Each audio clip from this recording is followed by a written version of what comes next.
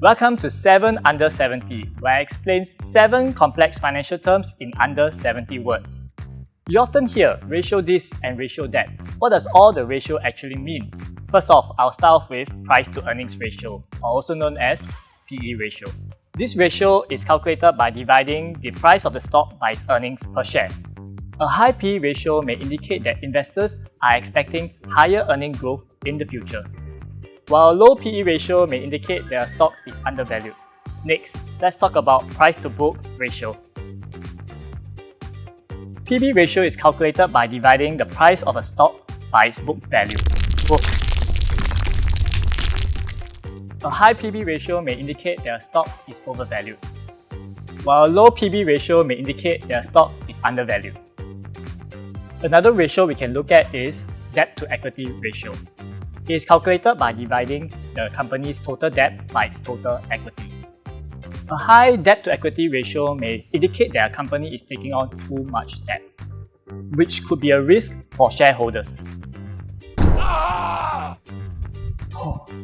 Now we are done with ratios, let's talk about something else.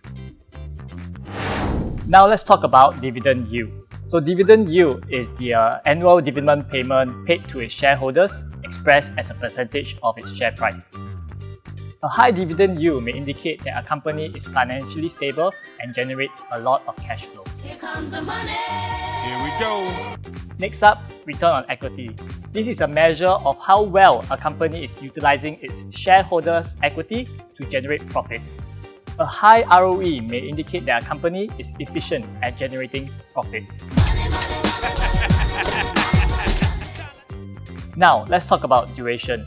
Duration is a measure of a bond sensitivity to changes in interest rates.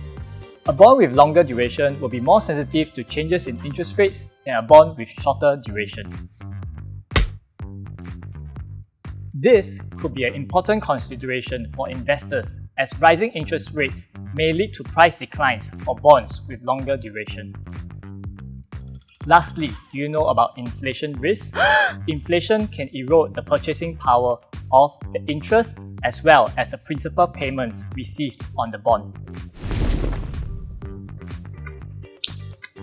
As a result, it's important to know the inflation risk of a bond, particularly a bond with longer maturity.